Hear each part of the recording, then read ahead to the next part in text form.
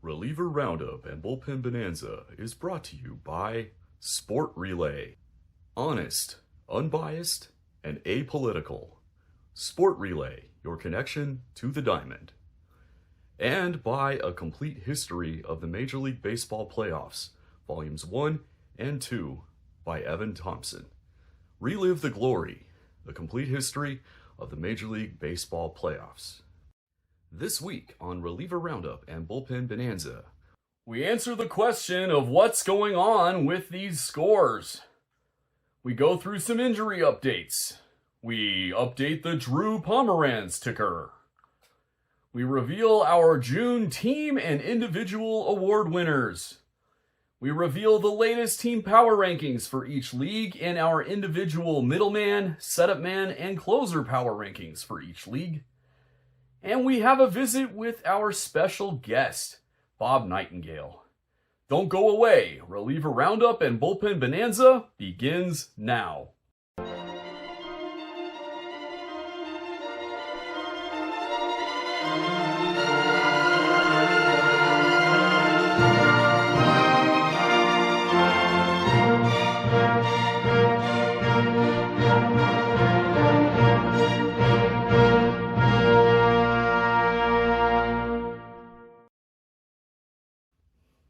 Welcome to Reliever Roundup and Bullpen Bonanza. I'm your host, Evan Thompson, Editor-in-Chief, National Writer, and Athletics Writer at Sport Relay.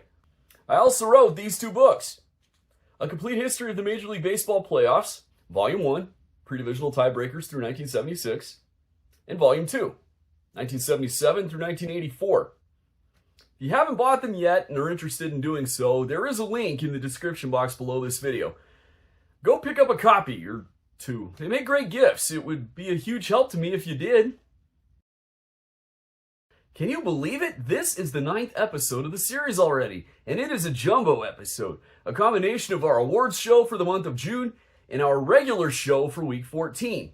We're filming this the night of Friday, July 4th, so happy Independence Day to our American audience and Filipino audience. And if you hear any bangs in the background, don't worry. It's just some people around me shooting off fireworks to celebrate our country's independence. Or just to make noise. Either way. Back to the show. Our June-only statistics include all games played in the month of June 2025. The Week 14 statistics and rankings include all games up to the end of play on Wednesday, July 2nd. But we'll mention that again when we get to it. Since we are showing the June rankings as well as the Week 14 full season rankings, we have color-coded the stat overlays. The full season stat overlays will be in the same familiar color scheme, a silver frame with black writing for the title of the graphic. But when displaying anything that is solely for the month of June, we will use a color scheme from the first university I attended, Baylor University. A deep green with gold writing, the colors that were on their football helmets during my lone semester there, which was the fall of 1998. Side note, it does not mean that I've forsaken my alma mater, the University of Arizona. It's just that the Baylor color scheme looked better on the graphics. The red from the Arizona color scheme was very harsh on the eyes. And for the sake of uniformity, in the June-only graphics, we also changed the color of the main section's writing from the typical Sport Relay yellow to match the gold color we used in the heading. Now, without further ado, let's turn to the top stories from the world of relief pitching. The top story for this week is basic for this time of year. In the individual reliever power rankings, the cream is starting to rise to the top. The pitchers toward the top of the rankings are pulling away from the pack. Additionally, the middle reliever scores are all as a whole dropping. This is no cause for concern, however, the middle reliever scores that is, as this always happens around the beginning of July. Why?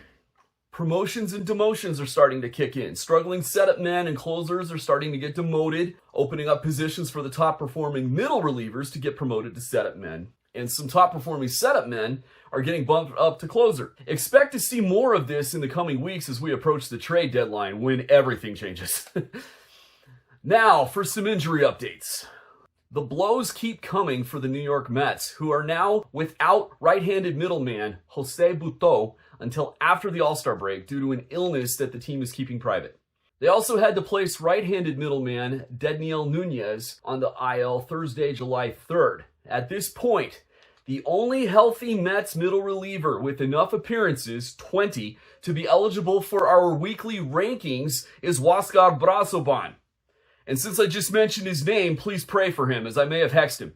This is in addition to all the starting pitcher injuries the Mets are dealing with, their recent victim being Griffin Canning, who ruptured his left Achilles tendon June 26th and will need at least 9 months of rehab. Given that he's a free agent after the season, this means that he may have made his last appearance in a Mets uniform. You hate to see stuff like that, you really do. The Baltimore Orioles placed left-handed middleman Keegan Aiken on the 15-day injured list July 2nd, retroactive to July 1st, with left shoulder inflammation. According to interim manager Tony Mansolino, he is expected only to be on the IL for close to the minimum amount of time, as the injury is not seen as super serious. The Boston Red Sox transferred wounded right-handed setup man Justin Slayton to the 60-day IL on June 28th. He cannot return until July 28th at the earliest. The Reds lost right-handed middleman Ian Jabot to a right shoulder impingement, placing him on the injured list June 30th, retroactive to June 29th. He had an MRI June 30th. Reds manager Terry Francona told the Cincinnati Reporters he doesn't think it's anything Jabot can't get past. Right-handed Yankees middleman Fernando Cruz went on the injured list June 30th with a high-grade left oblique strain. Manager Aaron Boone's exact words about Cruz's return date were, "It's going to be a while." We will end this segment with some positive news. Pirates left-handed middleman Ryan Borucki, on the 15-day injured list since June 21st with lower back discomfort, has resumed baseball activities and progressed to throwing side sessions. And Rays right-handed middleman Manuel Rodriguez threw a bullpen session July 1st. It went well. Soon he could have a rehab assignment. The team is cautious with the expected return date, as the Rays still list it as possibly July. Once again, all credit to the team's respective websites on MLB.com. That is where we go to get the return date information for these injury reports. And as always, we at Sport Relay wish every injured pitcher a full and speedy recovery. Shifting gears, it is time once again for the Drew Pomeranz ticker. As of Wednesday, July 2nd, he still has not allowed an earned run in a Major League game since July 27th, 2021 against the then Oakland Athletics. His scoreless streak is up to 31 appearances, and he still has not allowed an earned run on the road since September 25th, 2020 at San Francisco in the second game of a doubleheader. We will go through the team power rankings and awards for June when we come back. Stay tuned.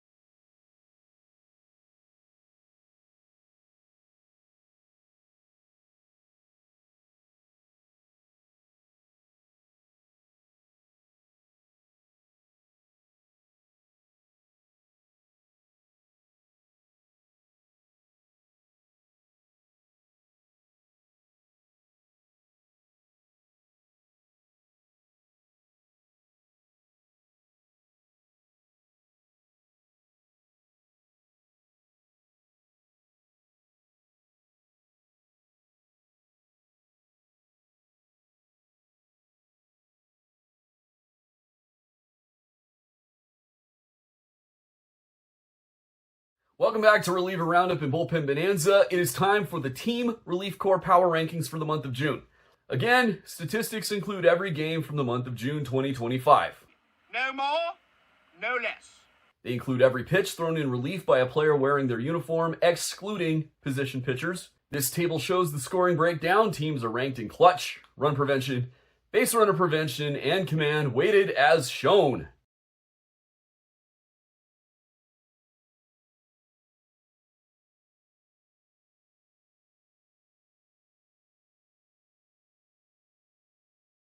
The final score determines the ranking. 0 means right at league average. Positive is better than league average. Negative is below league average.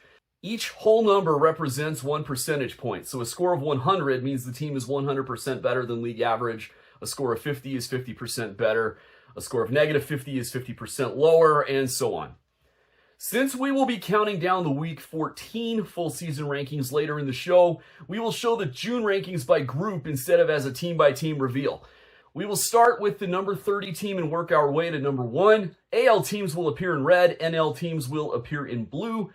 The first number in parentheses after the team name is their rank within their specific league. The number after the comma indicates the change in their major league rank between May and June, and there might be some surprises along the way.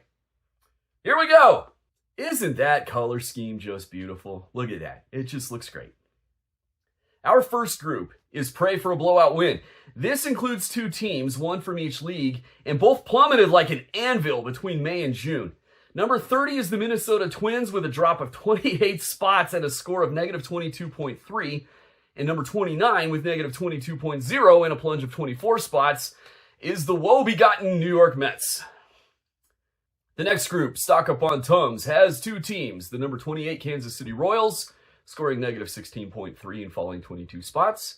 And the number 27 Philadelphia Phillies, scoring negative 13.7 and falling 18. Lots of work to do was a trio for June. Number 26, after a drop of 7 places and with negative 8.8 points, came from the National League, the Washington Nationals.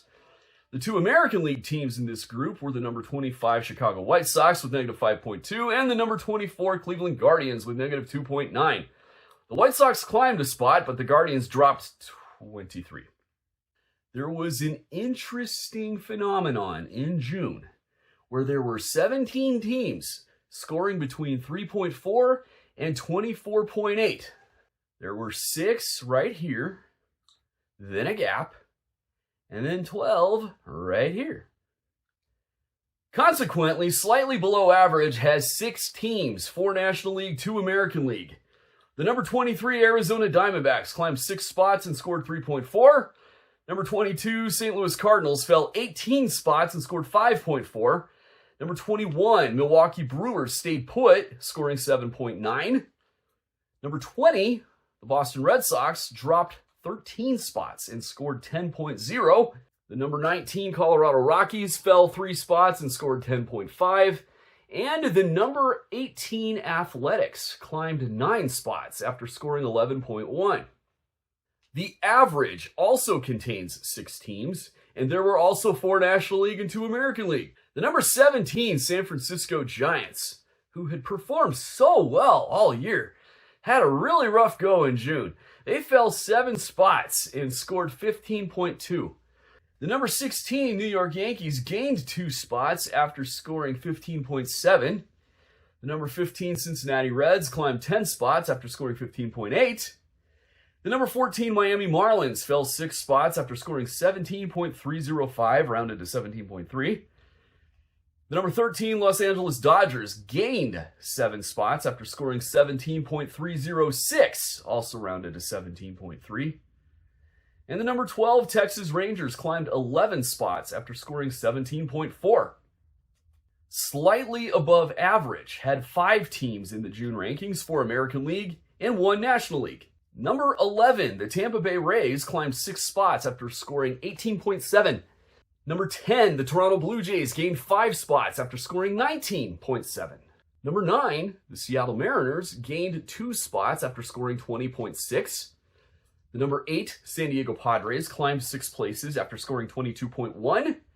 And the number 7, Los Angeles Angels climbed a whopping 23 spots after scoring 24.8. In fact, up until the final week of the month, they were in first place. Our top group, Better Take an Early Lead, has 5 teams, 3 American League and 2 National League. The number 6, Baltimore Orioles, climbed 22 spots after scoring 29.5. The number 5, Chicago Cubs, dropped 2 spots after scoring 32.970, rounded to 33.0. The number 4, Detroit Tigers, climbed 9 spots after scoring 32.977, rounded to 33.0. As did the number 3 Houston Astros after scoring 34.8. And the number 2 Pittsburgh Pirates climbed 22 spots with a score of 37.6. Now you're probably thinking, wait, there's a team missing. You're right. A note about our highest scoring team, the Atlanta Braves. They scored 40.7, but this came after only having 9 goose eggs plus broken eggs, the goose egg equivalent of save opportunities. Since the next lowest National League team in goose eggs plus broken eggs had 19, and since the other 14 teams in the National League all had between 19 and 34, I could not, in good conscience, give the Braves the NL Relief Corps of the Month for June. Just couldn't do it. Therefore, I simply didn't count them. Brave fans, sorry, but I didn't feel right about doing it. The biggest gainers between the May and June rankings are the Angels, who climbed 23 spots, the Orioles and Pirates, who each climbed 22, the Braves, who gained 21 places, though with the caveat I mentioned earlier, the Rangers, who gained 11, and the Reds with a 10-spot improvement. The biggest drops came from the Twins, who plummeted 28 spots, the Mets, who fell 24, the Guardians, who dropped 23 spots, the Royals, who plunged 22, and the Phillies and Cardinals, who each sank 18 places. That brings us to the team award winners for June. You've already seen who they are, but here we'll go into more detail as to why they earned the scores that they did. First, the American League Relief Corps of the Month, the Houston Astros. They had an American League and Major League high 32 goose eggs in June. This was enough to make their 7 broken eggs not be as big a deal as they otherwise would have been, as their ratio was 4.6 goose eggs per broken eggs, which was 8th in the American League, middle of the pack. Their scoreless outing percentage was 5th in the American League at 76.6%, but their inherited runners scored percentage, 16.7, was 3rd in the American League, and ERA minus 65 was an American League best. They also had an American League and Major League best whip, 933, and K- walk percentage, 27.2. Their only real weakness was home runs, as their percentage, 3.7, was 3rd highest in the majors and 2nd highest in the American League. The shakiest American League Relief Corps of the Month was the Minnesota Twins. They had 2.0 goose eggs per broken egg, the 2nd lowest ratio in the majors. The Royals had 1.9, and had an American League low 10 goose eggs. For context, the American League average this month was 3.9, higher than usual, because usually it's around 3. Their scoreless percentage was 3rd lowest in the American League at 70.2%, with the American League average at 71.9%, but more alarmingly, their ERA minus was a Major League high, 144. Their reliever whip was 1731, the year before George Washington was born. 178 points higher than the next worst team in that category, the Cleveland Guardians. The American League average was 1296, for context. This was a drastic drop of 28 spots for the Twins, as they had the 2nd highest score in both the American League and the majors in May. Consequently, they also get the American League's biggest plunge designation for June, something nobody wants. They led the American League in goose eggs in May, 35, more than 3 times their June total, and had a ratio of 5.0, 2nd highest in the AL. Also in May, they led the American League in both scoreless outing percentage, 83.0, and ERA minus with 63, as well as having the 2nd best May whip, 1096, surpassed only by Toronto's 1019. Moving on to the National League Relief Corps of the Month, which was the Pittsburgh Pirates, since the Braves were ineligible. The Pirates had 19 goose eggs versus 3 broken eggs, a ratio of 6.3, 2.9 better than the National League average of 3.9. See, the Pirates had 10 more goose eggs than the Braves had goose eggs and broken eggs combined. That's what I'm saying. I couldn't do it. Okay, I'm dwelling on this too much. Of eligible National League teams, this was the best ratio, 6.3. They had a scoreless outing percentage of 80.3%, behind only the Cubs, 82.5, and Braves with 82.2. And their ERA minus of 59 was the best in both the National League and the majors. Their inherited runners scored percentage, 27.5, was 3rd in the National League.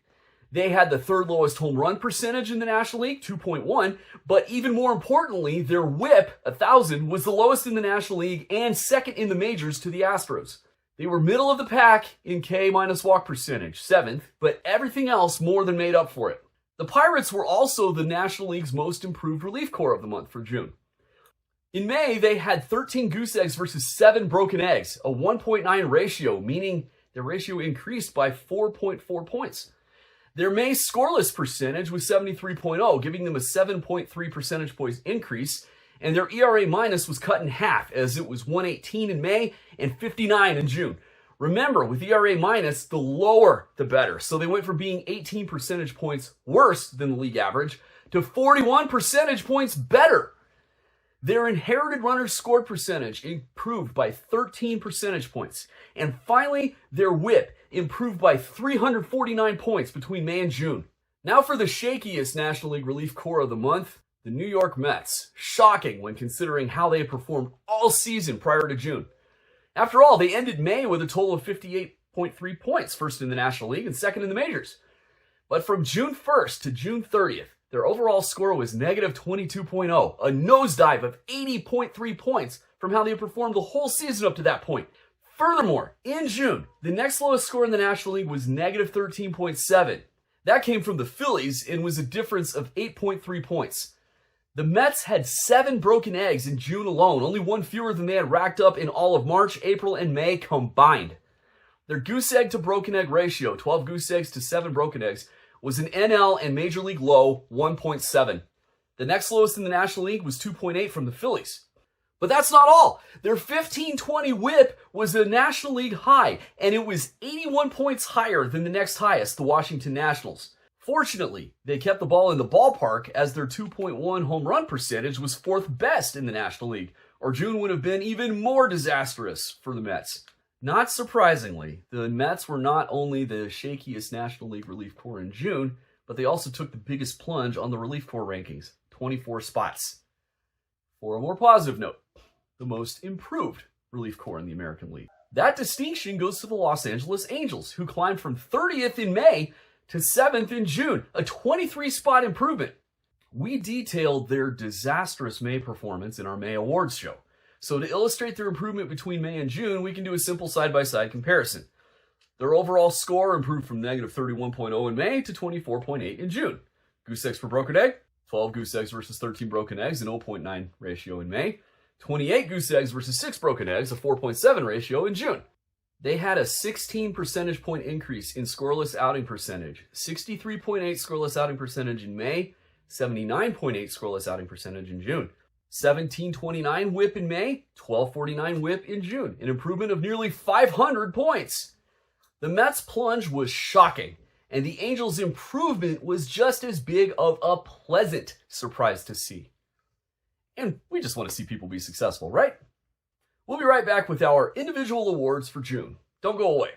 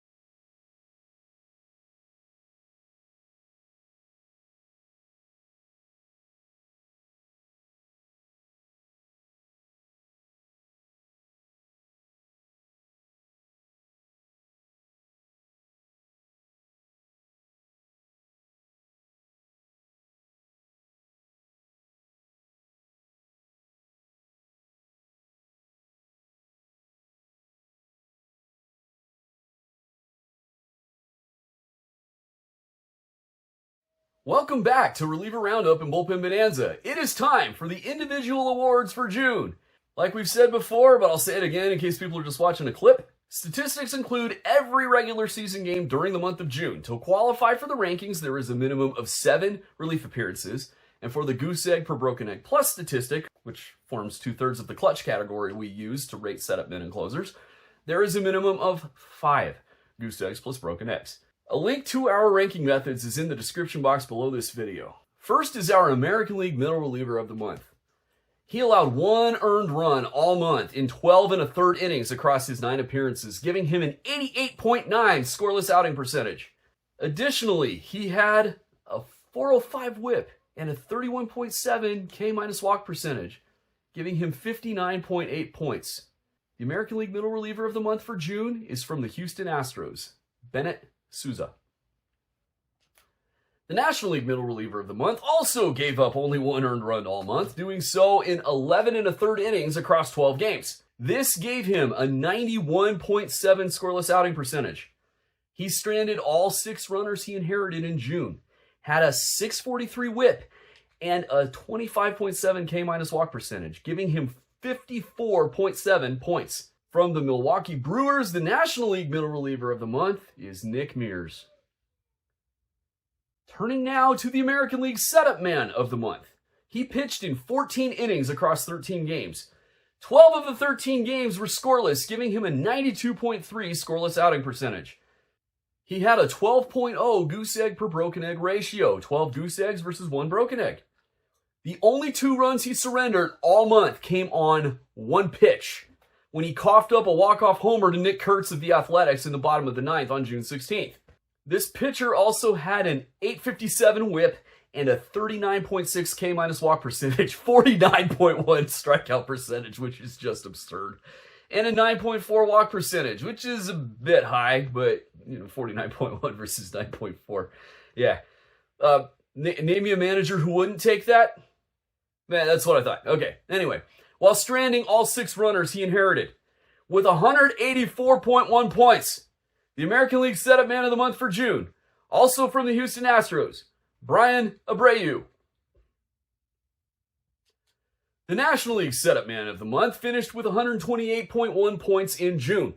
In 10 innings across 9 appearances, 8 of which were scoreless, he had 7 goose eggs, no broken eggs, an 1100 whip, and a 20.0 K- walk percentage. For good measure, he also stranded all 7 runners he inherited. Our NL Setup Man of the Month for June, from the St. Louis Cardinals, Phil Maton. To the American League Closer of the Month, who nabbed 219.7 points. 11 of his 14 appearances were scoreless, giving him a 78.6 scoreless outing percentage, but the most important stat for closers is goose egg per broken egg ratio. His was 11.0, 11 goose eggs versus 1 broken egg, which incidentally was the first broken egg he had given up all season, and it also came from a Nick Kurtz walk-off home run. Nick Kurtz did get American League Rookie of the Month for June, for good reason. Additionally, this closer had a 512 whip and 42.9 K- walk percentage. From the Houston Astros, giving them a clean sweep in the role-specific individual awards, which I believe is the first time that has ever happened in the history of this show or this column. Our American League Closer of the Month for June was Josh Hader. It was a down month for National League closers, given that the top scorer had 106.3 points and was the only one to break 100. Our top National League closer in June held opponents without an earned run in 11 of 13 appearances, an 84.6 scoreless outing percentage, notching 8 goose eggs versus 1 broken egg, which, is the team total for the Braves. Once again, that's why I exempted the Braves. I'm really kicking this dead horse, aren't I? Okay, moving on. He also had a 900 whip and a 22.4 K- walk percentage. From the Los Angeles Dodgers, our National League Closer of the Month for June, Tanner Scott. Now for the most improved and the biggest plunges. We'll start with the bad news, the biggest plunges. The biggest plunge in the American League came from Guardians setup man Hunter Gaddis. In May, he had 5 goose eggs and 0 broken eggs. 10 of his 12 appearances were scoreless, an 83.3 scoreless outing percentage, and he only allowed 2 earned runs in the month across 11 innings, both coming on solo home runs. His whip was 1273. His K- walk percentage was 19.1, giving him a May score of 103.1. Oh boy, June. He had 2 goose eggs versus 2 broken eggs, not even drawing enough opportunities to even make the minimum for the goose egg per broken egg plus stat, but for good reason, as you're about to find out. 5 of his 10 appearances were scoreless, 50.0 scoreless outing percentage, well below the June AL average of 73.6. He allowed 11 earned runs across 9 1/3 innings and even allowed 4 of his 5 inherited runners to score.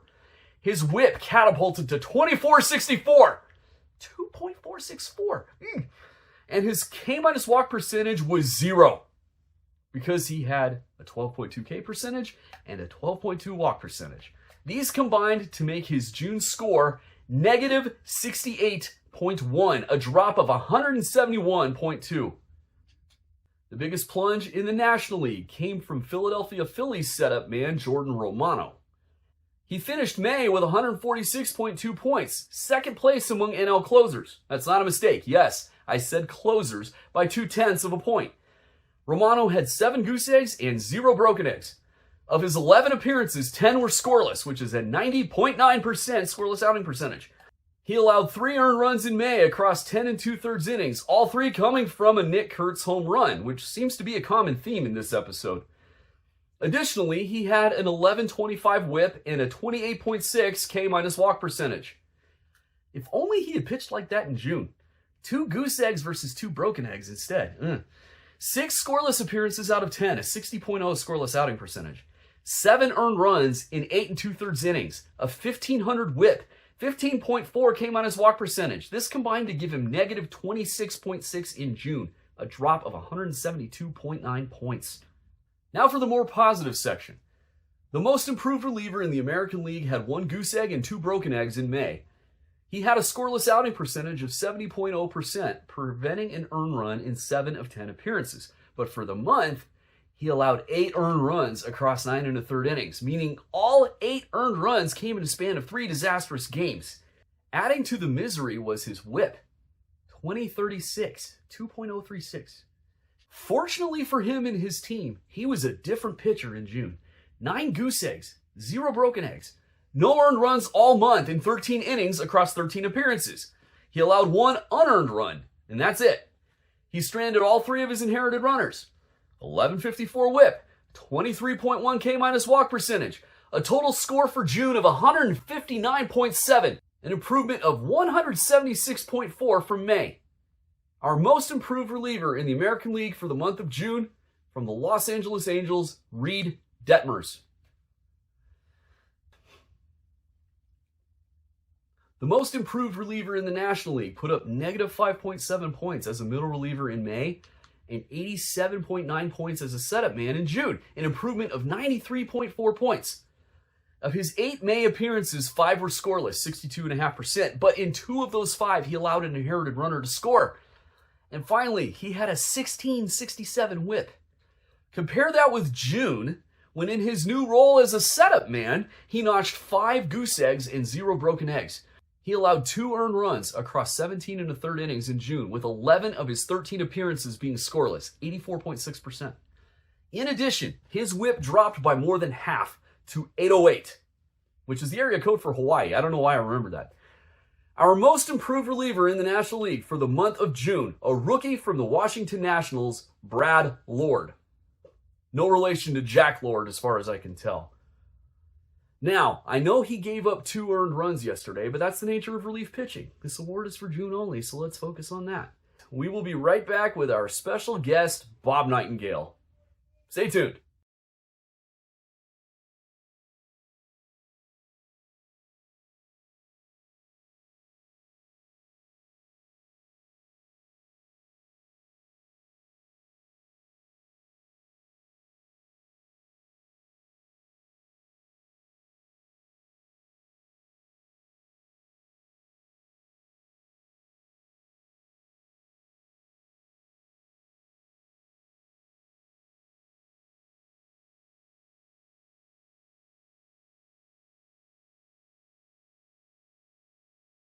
Welcome back to Reliever Roundup and Bullpen Bonanza. I have with me the great one, Bob Nightengale, USA Today. Needs no introduction.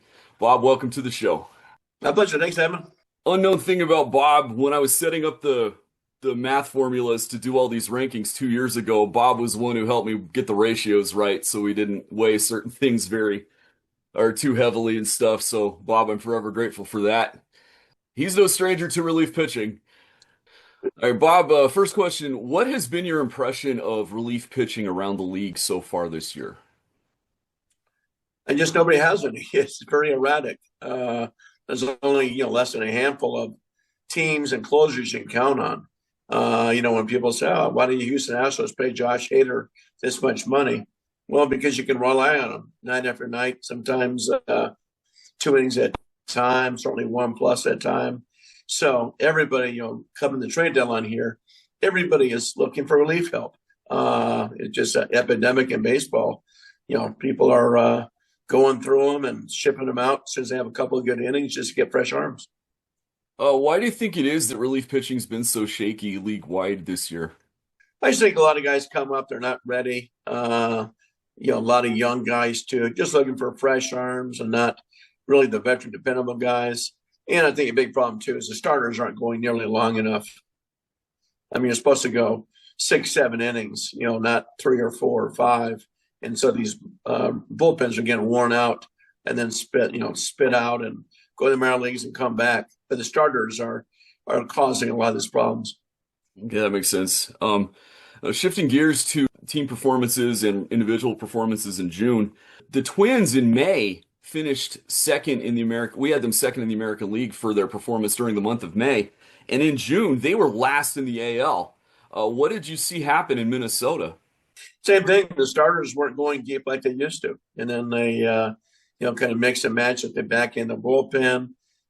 Whether using Duran, using Jax. So we'll see. But yeah, just that pitching staff. You look at that team; they went belly up in June because that rotation and bullpen, coughed it up. But the rotation wasn't going deep, and the bullpen was very erratic. Okay, and then on the National League side of things, the Mets were second in the month of May. They were second best in the National League, and then in June they were the lowest in the National League. Was there something similar going on in New York? Absolutely. I mean, you saw 3 starters go down in New York. Those guys are going deep, giving you quality starts night after night. Once they started blowing out and bringing guys and the starters went erratic, sure enough, the bullpen went bad with them. So a lot of times it just goes hand in hand here. Okay. And then on the flip side of things, the most improved in the American League was the Angels. They were the best in the American League with our numbers for a while. Then they had a bad last week of the month, but and so the Astros took over that spot from them. But what did you see in Anaheim going on that contributed to the Angels' improvement? The same thing. I mean, that rotation was very steady. They're the only team in baseball that's only used 5 starters. It's amazing how long they've gone without even using a 6th guy. I think Tampa Bay has 6, and that's it. Dodgers, on the flip side, have already used 13 starters. So they've protected those relievers, and when they come in, they've been ready. And, of course, it helps having probably a future Hall of Famer in Kenley Jansen. Yeah, if I had a vote, I'd vote for Kenley Jansen, but I won't have one by the time he retires. And then the Pirates, what did you see going on in Pittsburgh that helped with their big improvement? Well, David Bednar really stepped up. He's looked like the Bednar of old, the way he pitched, much more stable, where he was struggling early on. That was a big thing. Then, of course, the starters, Mitch Keller really pitched well for them in the month of June. Skeens was doing his usual thing, but just seemed like just a steadiness where you get, 6 innings or so from starters, and the bullpen guys do their role, and Bednar was straight out the door. Yeah, and I remember Ian Kennedy told me relief pitchers are pitchers of routine. So when the starters are routinely going deep enough in the game and the relief pitchers kind of know about the time they're going to be needed, I guess that contributes to their success. Is that your observation as well? Yeah, absolutely. Because, if you don't go long, you burn the bullpen. It's like Dave Roberts was saying, we can't sustain this. You got to have the starters go deeper, or we'll have no bullpen by the end of the season. Because, those relievers are pitching more than the starters.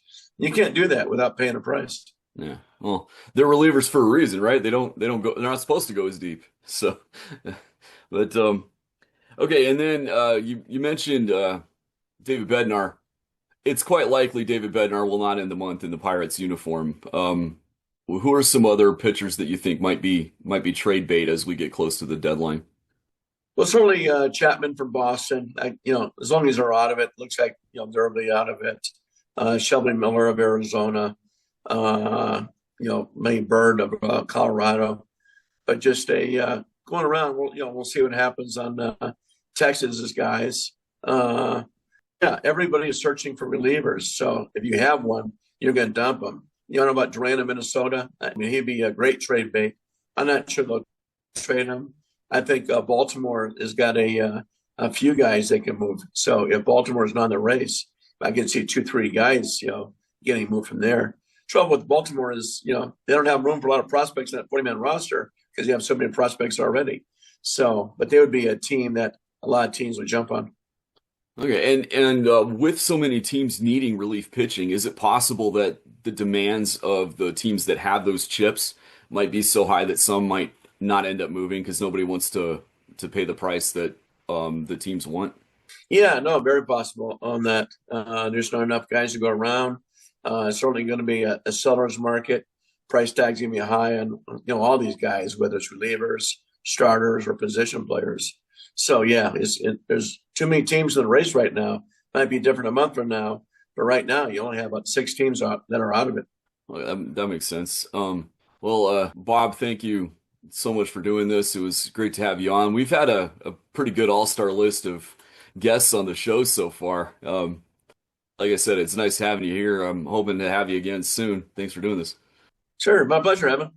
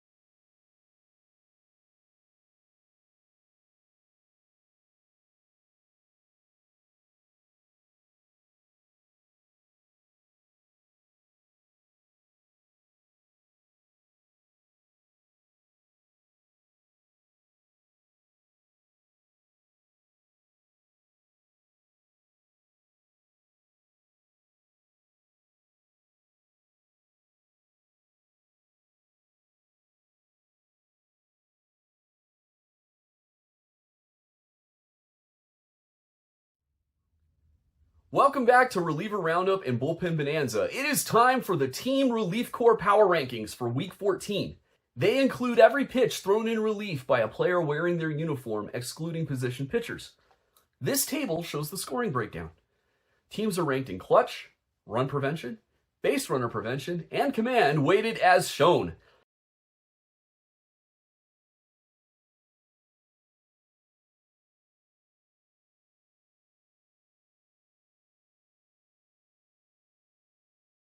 The final score determines the ranking. 0 means right at league average.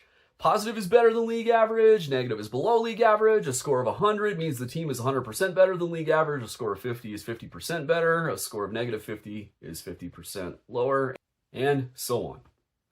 Statistics run through the end of play on Wednesday, July 2nd. We will start with the number 30 team and work our way to number 1. American League teams will appear in red. National League teams will appear in blue. The first number in parentheses after the team name is their rank within their specific league. The number after the comma indicates the change in their major league rank since our last episode. Here we go. Our first group is pray for a blowout win. This includes 2 teams, and they traded places between weeks 13 and 14. Number 30 is the Washington Nationals with negative 14.7, and number 29 is the Chicago White Sox with 11.6. The next group, stock up on Tums, has 3 teams.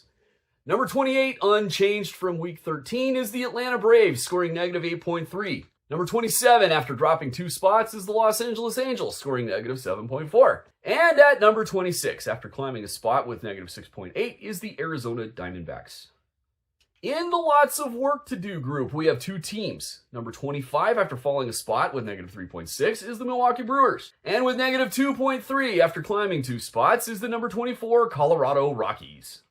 Slightly below average has 5 teams. Number 23, unchanged from week 13, is the Baltimore Orioles with a score of 2.0. 22nd, a 1-spot drop from week 13 after a score of 2.1, is the Detroit Tigers. In 21st, after dropping a spot with 3.2, the St. Louis Cardinals. Number 20, after climbing 2 spots with 3.4, the Tampa Bay Rays. And coming in 19th, after plunging 8 spots, is the New York Yankees, who scored 4.2. The average has 4 teams. 18 and 17 were 1/10 of a point apart. Number 18 was the Texas Rangers, who climbed a spot and scored 6.6. Number 17 was the Cincinnati Reds, who fell 5 spots and scored 6.7. Number 16, climbing a spot and scoring 7.4, is the Philadelphia Phillies. And coming in 15th, after climbing 3 spots and scoring 7.6, is the Athletics. Slightly above average has 4 teams. In 14th, after falling a spot, the Toronto Blue Jays, scoring 10.0. Number 13, after climbing a spot with 11.2, the Minnesota Twins. At number 12, after climbing 3 spots with 11.5, the Los Angeles Dodgers. And number 11, after climbing 5 spots with 12.9, the Pittsburgh Pirates. Before we continue, take a look at the line graph of the Pirates' rankings week by week so far this season. They've had a nice run over the last 4 weeks since cratering in week 10. Now back to the rankings. The good has 1 team, and it is the Kansas City Royals, who stayed put at number 10 after earning a score of 15.6. The very good is a duo this week. At number 9, after dropping a spot, is the Boston Red Sox with 20.9. And number 8 is the New York Mets, who also fell a spot after scoring 23.2. Our next group, better take an early lead, has 3 teams. Number 7, after climbing 2 spots, is the Seattle Mariners with 26.5. Number 6 is the Chicago Cubs, who stayed put in the rankings with 27.6. Number 5 also stayed put, the San Diego Padres with 28.0. The next group is the AL Elite. Number 4 is another crew that stayed put, the Houston Astros with 30.5. Number 3 fell a spot, but still finished tops in the American League with 31.6, the Cleveland Guardians. Now for the National League Elite. Number 2 came back to earth after a subpar last couple of weeks, with 34.2, and after losing a spot in the rankings, the San Francisco Giants. And our new number 1, after climbing 2 spots with 35.1, the Miami Marlins. The biggest gainers in this edition of the rankings are the Pirates, who climbed 5 spots, the Athletics and Dodgers, who each climbed 3 and played each other in the 1988 World Series as well as 1974, and the Rockies, Marlins, Mariners, and Rays, who each gained 2. The biggest drops came from the Yankees, who fell 8 spots, the Reds, who fell 5, and the Angels, who fell 2. Before we end this segment, a look at this week's scatter plot.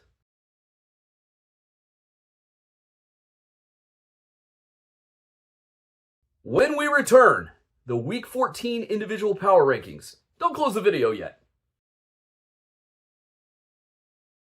Welcome back to Reliever Roundup and Bullpen Bonanza. It is time for the individual power rankings. Statistics include every regular season game through the end of play on Wednesday, July 2nd.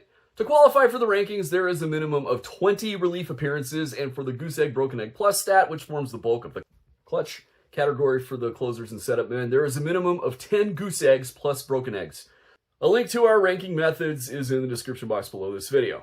First is the American League middle relievers. Number 10 with 14.8 from the Detroit Tigers, Chase Lee. Number 9 comes from the Minnesota Twins with 15.6, Brock Stewart. Coming in 8th with 18.5 from the Toronto Blue Jays, Brendan Little. At number 7 with 25.2 from the Texas Rangers, Chris Martin. In 6th with 28.8 from the Baltimore Orioles, Brian Baker. Number 5 with 29.1 from the Houston Astros, Bennett Souza. Number 4 with 32.5, Gabe Spire of the Seattle Mariners. At number 3 from the Houston Astros, scoring 33.4, Stephen Okert. Number 2 with 42.7 from the Minnesota Twins, Danny Coulombe. And number 1 for the second straight week with 55.1 from the Toronto Blue Jays, Braden Fisher. Now, the National League middle relievers. From the Atlanta Braves and scoring 10.2, number 10, Enyel De Los Santos. Number 9 with 10.4, Grant Anderson of the Milwaukee Brewers. Number 8 with 10.5 from the Los Angeles Dodgers, Ben Kasparius. At number 7 with 14.6 from the Colorado Rockies, Juan Mejia. In 6th with 18.4 from the Atlanta Braves, Rafael Montero. Number 5 comes from the San Diego Padres with a score of 22.0, Jeremiah Estrada. The top 4 are unchanged in rank from Week 13. Number 4 with a score of 22.1 from the Los Angeles Dodgers, Jack Dreyer. At number 3 with a score of 25.0 from the Chicago Cubs, Caleb Thielbar. At number 2 with a score of 30.0 from the Milwaukee Brewers, Nick Mears. And number 1 with 43.0 points from the Chicago Cubs, Drew Pomeranz. On to the American League setup men. Number 10 with 54.7 points from the New York Yankees, Luke Weaver. Coming in 9th from the Cleveland Guardians with 57.6 points, Hunter Gaddis. In 8th with 69.0 points from the Boston Red Sox, Garrett Whitlock. Number 7 with 69.5 points from the Detroit Tigers, Tommy Kahnle. In 6th with 69.8 points from the Tampa Bay Rays, Edwin Uceta. Number 5 with 82.4 points from the Minnesota Twins, Griffin Jax. Giant leap in scores between numbers 5 and 4. With 142.5 from the Kansas City Royals, Lucas Erceg. Number 3 with 149.0 from the Seattle Mariners. Welcome to the American League Setup Man Rankings, Matt Brash. Number 2 with 155.6 from the Houston Astros, Brian Abreu. And number 1 with 158.3 points from the Cleveland Guardians, Cade Smith. Next, the National League setup men. Number 10 comes from the San Diego Padres with 75.9, Adrian Morejon. At number 9, from the Miami Marlins with 77.8, Anthony Bender. Coming in 8th with 78.7 from the Los Angeles Dodgers, Alex Vesia. With 85.1 is our number 7 National League setup man from the San Francisco Giants, Tyler Rogers. In 6th with 88.8 from the Chicago Cubs, Brad Keller. At number 5 with 105.7 from the Miami Marlins, Calvin Fauché. Number 4 with 108.8 from the San Diego Padres, Jason Adam. Number 3 with 131.8, Phil Maton of the St. Louis Cardinals. Number 2, look at this, with 209.2, not a misprint, from the San Francisco Giants, Randy Rodriguez. And number 1 once again with 214.1, doesn't even seem real these last 2 scores, from the Pittsburgh Pirates, Dennis Santana. To the American League closers. Number 5 from the Cleveland Guardians, and with 96.3 points, Emmanuel Clase. The top 4 are all unchanged from last week. Number 4 with 140.9 points from the Boston Red Sox, Aroldis Chapman. Number 3 from the Detroit Tigers with 147.8, Will Vest. Also, just like last week, a gigantic leap in points between Vest and our number 2, Andres Munoz of the Seattle Mariners, who has 283.7. Almost double. Man.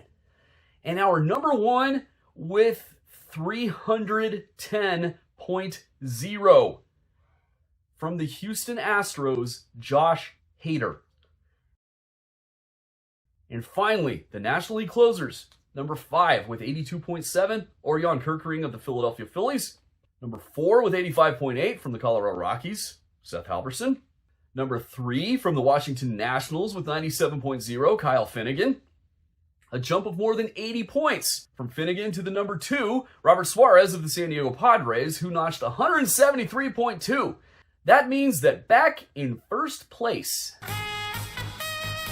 with 225.1 from the New York Mets, Edwin Diaz. That concludes this installment of Reliever Roundup and Bullpen Bonanza from Sport Relay. Thank you once again to Bob Nightengale for being on the show this week. Join us next time when we will go through not only Week 15, but also the All-Star Relievers. I'm Evan Thompson, thanks for watching, and we will see you then. Thank you for watching this episode. If you enjoyed it, please give it a like. Click subscribe so you'll never miss an episode of this show or of our other show, Trade Trees. Tell your friends and baseball contacts. If you haven't done so yet, consider buying my books, A Complete History of the Major League Baseball Playoffs, Volume 1 and Volume 2. There are links in the description box below this video. And finally, bookmark and regularly visit sportrelay.com. Until next time, this is Evan Thompson saying so long for now.